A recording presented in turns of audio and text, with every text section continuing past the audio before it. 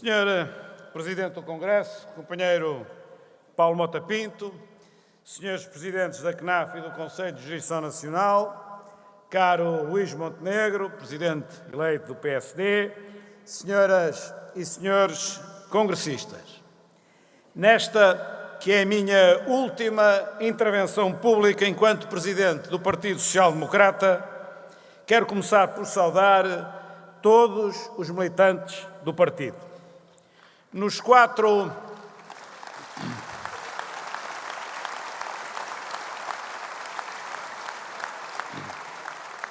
anos e meio em que tive a honra de presidir ao PSD, tivemos de disputar múltiplas eleições internas e externas. Em todas elas, tivemos a participação ativa de milhares de militantes num empenho que é justo registar. Nunca na história da democracia portuguesa houve tantos atos eleitorais concentrados num idêntico período de tempo. Desde as eleições regionais na Madeira e nos Açores, aos 2 atos eleitorais para a Assembleia da República, passando pelas eleições autárquicas, pelas europeias, pelas presidenciais e por 4 diretas para a presidência do PSD, num total de 11 atos eleitorais. Em todos eles, os nossos militantes responderam com a sua presença e a sua dedicação. É, pois, justo que não só eu, como todo o Congresso Nacional, reconheça e agradeça ao trabalho dos nossos militantes, que são, na verdade, a principal força do PSD.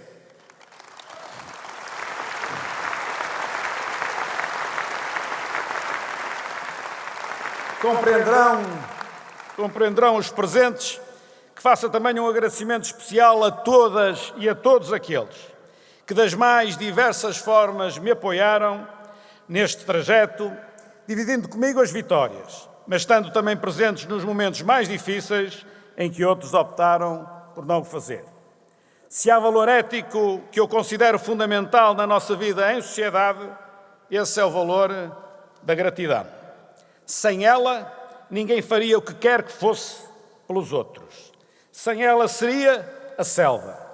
Seria a melhor maneira de dificultar a solidariedade e a harmonia entre as pessoas.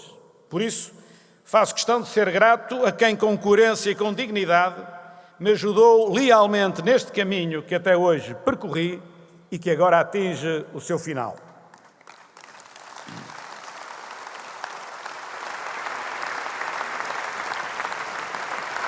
É também tempo de lembrar todos os que deixaram de estar entre nós nestes últimos anos.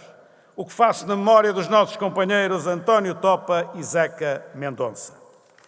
Dois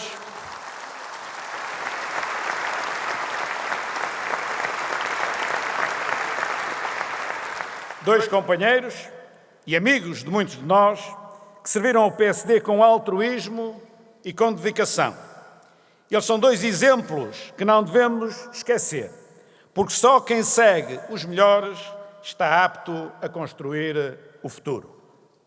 Finalmente, por último, mas não menos importante, a minha saudação pública ao Dr. Luís Montenegro, Presidente eleito do Partido Social Democrata.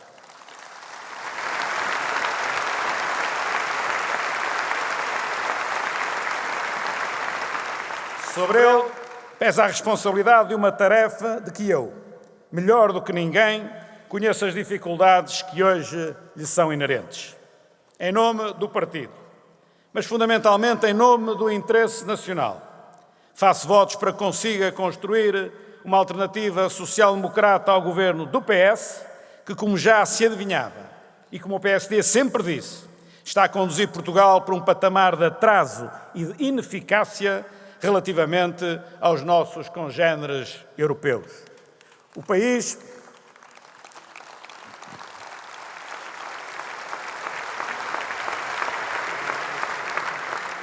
tem de estar acima de tudo e os meus votos são para que o Luís Montenegro tenha êxito no serviço a Portugal, que agora vai iniciar a partir da liderança do partido. E Portugal bem precisa que a ele nos dediquemos com todas as nossas capacidades e toda a nossa coragem. Os problemas de ordem interna e externa que temos de enfrentar não se compadecem com falta de coragem nem com calculismos táticos que visem obediência a outros interesses que não o interesse nacional. No plano externo, somou-se à crise económica decorrente da pandemia a guerra da Ucrânia e a consequente perturbação de toda a ordem política e económica à escala mundial.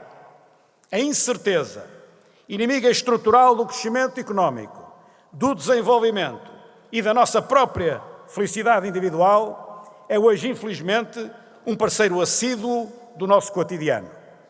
O próprio combate às alterações climáticas, elemento absolutamente decisivo para o futuro da humanidade e cuja urgência é por demais evidente, vê neste momento o seu caminho dificultado por uma conjuntura mundial marcada por uma guerra absurda de contornos imperialistas. No quadro europeu, é também crescente a complexidade que temos perante nós, fruto de um conjunto de circunstâncias que ainda há relativamente pouco tempo não existiam. O aumento do preço da energia, fator de produção decisivo em inúmeros setores de atividade. A necessidade de crescentes gastos com a defesa, num enquadramento de excessivo endividamento público em muitos Estados-membros. O alargamento da União Europeia a leste, com a sua inevitável reforma ao nível institucional e financeiro e com o consequente redirecionamento dos fundos europeus para esses novos Estados-membros. E ainda, o ressurgimento da inflação para níveis de há 30 anos, que a moeda única europeia nunca antes conheceu desde a sua criação. Tudo isto é um emaranhado de variáveis que alimentam a incerteza, agravam as dificuldades e potenciam a proliferação de crises sociais com consequente fortalecimento das correntes políticas mais extremistas. No plano interno, é notório que Portugal se preparou mal para um cenário de adversidade como o que estamos a atravessar. Com um endividamento elevadíssimo ao nível do Estado, das empresas e das famílias, o país tem agora de enfrentar uma significativa subida das taxas de juros, com um evidente impacto ao nível da sua atividade económica e do seu equilíbrio social. Infelizmente, não adiantará ao Banco Central Europeu adiar por muito mais tempo o inevitável, porque até a desvalorização do euro face ao dólar é ela própria um elemento adicional de agravamento da inflação na Europa. Os fracos níveis de produtividade, para os quais este governo nunca foi capaz de desenhar uma estratégia de ação consequente, e acrescidos da descapitalização da economia e da baixíssima taxa de poupança nacional, reduzem a nossa margem de manobra e dificultam a implementação de uma estratégia de desenvolvimento económico e social que há muito deveria ter sido uma prioridade governativa. Ao invés, Portugal tem hoje uma carga fiscal recorde, à qual corresponde uma degradação brutal dos seus serviços públicos. Com impostos tão altos e uma dívida pública das mais elevadas do mundo, era suposto o país ter tido altas taxas de crescimento económico e serviços públicos de elevada qualidade. A cruel realidade é, no entanto, ao contrário. O crescimento tem sido fraco e o desempenho da administração pública caminha para um patamar terceiro-mundista. Desde a vergonhosa falta de resposta dos serviços administrativos da Segurança Social, passando pela desorganização do SEF ou pela falta de uma resposta capaz do Serviço Nacional de Saúde e acabando na Justiça, onde é hoje normal haver processos a tramitarem durante mais de 10 anos, muitos são os exemplos da brutal degradação que tem tomado conta dos nossos serviços públicos. A Justiça é, aliás, o melhor exemplo da incapacidade reformadora de que o país tem padecido. Consciente deste grave constrangimento, que afeta o normal funcionamento do nosso Estado de Direito Democrático, eu próprio apresentei a todos os líderes partidários, logo em 2018, as linhas de força de que se poderia revestir uma profunda reforma da Justiça, desafiando-os para um consenso que, em muitos aspectos, pouco ou nada tem de político e muito menos de partidário. A resposta que obtivemos Não foi sequer a discordância e o debate. Foi o silêncio e a passividade. Ou seja, foi a que nos tempos que vão correndo sempre se recebe quando em Portugal se propõe uma qualquer reforma estrutural. É essa falta de coragem para reformar que mais tem atrasado o país e mais tem ameaçado o nosso futuro. Numa sociedade que muda a uma velocidade nunca antes vivenciada, tudo carece de permanente atualização. E um país que é avesso a fazê-la está necessariamente condenado a atrasar-se. Reformar é, por natureza, enfrentar os poderes setoriais que, ao longo do tempo, foram aproveitando a passividade do poder para se irem instalando de acordo com as suas conveniências.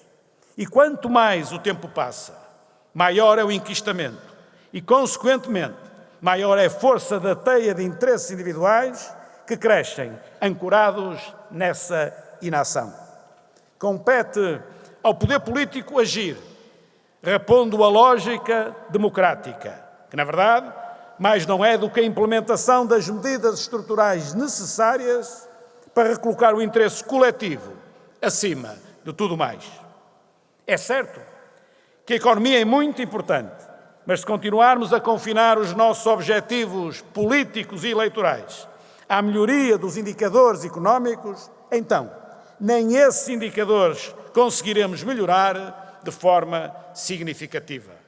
Porque se não desatarmos os crescentes estrangulamentos que temos aos mais diversos níveis na nossa sociedade, incluindo ao nível do próprio regime, então nunca a sociedade se libertará no sentido de se conseguir desenvolver de forma harmoniosa e socialmente mais justa.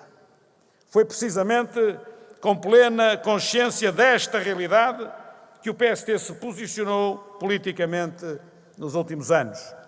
Não foi por mero acaso que propusemos a revisão da Constituição, a alteração do sistema eleitoral, a descentralização, a mencionada reforma da Justiça, ou que procuramos alterar estruturalmente a vida interna do nosso próprio partido. Foi porque temos consciência de que quando os estrangulamentos se multiplicam e a degradação invade a vida nacional, é um dever patriótico estar disponível para romper com o politicamente correto e arriscar em nome daqueles que nos elegeram. Se o nosso objetivo é colocar sempre Portugal em primeiro e pensar, antes do mais, no futuro, tal como defendia Francisco Sá Carneiro, então não podemos deixar de pugnar por uma política reformista, porque estamos convictos que sem ela o país continuará a definhar, independentemente de quem, em cada momento, possa estar ao leme da governação. Estar na política de forma séria e com espírito de missão é defender as suas ideias e as suas convicções, procurando com nobreza convencer os outros da sua bondade. Não é contratar técnicos de marketing a peso de ouro para eles nos mandarem repetir o que o eleitor quer ouvir. É precisamente esta forma superficial de estar na vida pública, agravada com uma excessiva obediência à lógica mediática, que tem conduzido o país ao imobilismo reformista, à cobardia política e à degradação cultural e intelectual da intervenção pública. Porque, infelizmente, o populismo não é um exclusivo das forças extremistas, nem do mimetismo que caracteriza a maior parte da opinião publicada. Sr. Presidente e Srs. Congressistas, é precisamente esse mimetismo de muita fraca criatividade que tem tentado instalar na opinião pública a ideia de que o PSD está a definhar e em dificuldades para evitar o caminho para a sua irrelevância política. É certo que todos e qualquer um têm a liberdade de repetir o que muito bem entenderem, mas não é por o fazerem que a verdade se altera ou que o seu desejo passa a realidade. Como é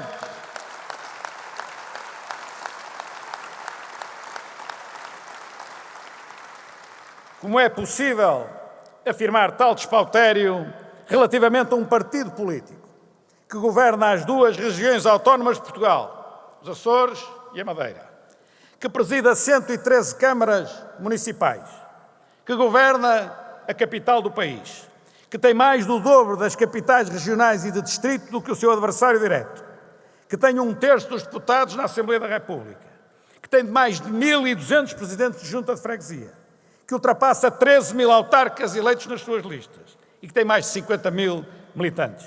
Como é possível ter tão pouco respeito por si próprio ao ponto de não se coibir de exibir publicamente o ridículo com tais afirmações?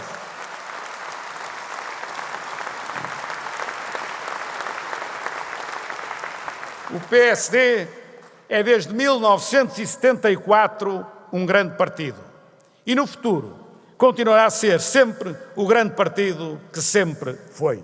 Disso podemos estar certos. E não será por a distorcerem que a realidade deixará de o ser. Senhor Presidente, caras e caros congressistas, na vida há um tempo para tudo. Ou como diz o nosso povo, há o tempo para sair, para estar, há o tempo para entrar, para estar e para sair. Ou como diz o nosso povo, na simplicidade da sua imensa sabedoria, há sempre princípio, meio e fim.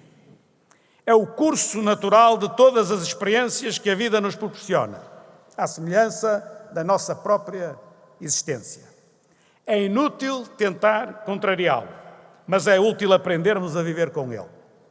O resultado dessa aprendizagem traduz-se na forma como cumprimos e como encaramos essa lei natural. Na política, cumpri-la de forma digna é agir com nobreza e sentido ético em cada um dos momentos. É saber entrar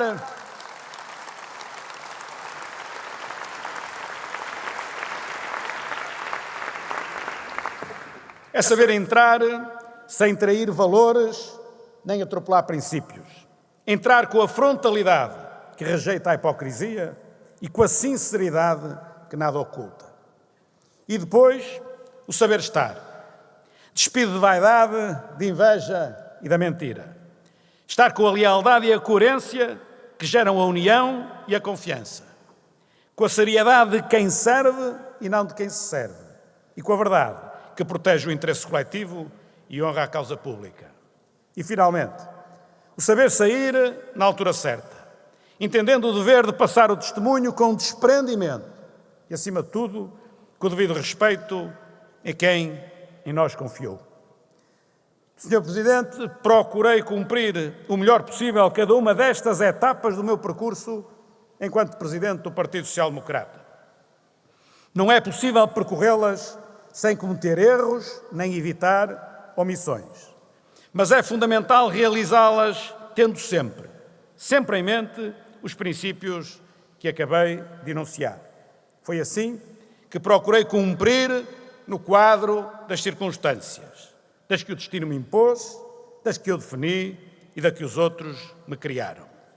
Chegada à altura da saída, encaro-a com a naturalidade de quem dela sempre esteve consciente, porque sei, como disse, que há sempre o tal princípio, o meio e o fim.